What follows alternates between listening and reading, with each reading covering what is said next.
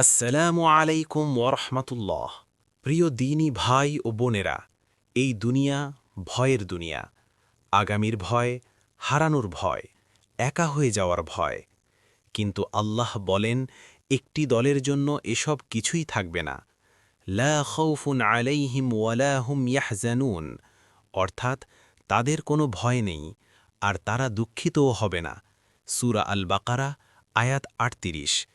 যারা আল্লাহকে বিশ্বাস করেছে, যারা তার উপর ভরসা রেখেছে, যারা দুনিয়ায় কষ্ট পেলেও ঈমানকে আঁকড়ে ধরে রেখেছে, তাদের জন্য আছে এক আলাদা জীবন, যেখানে কোনো ভয় নেই, নেই কোনো দুশ্চিন্তা। এটাই লা খাউফুন আলাইহিম, অর্থাৎ চিরন্তন শান্তি। এই শান্তি দুনিয়ায় শুরু হয় আর আখেরাতে পূর্ণতা পায়।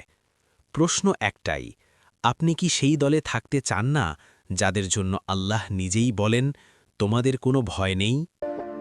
الله أكبر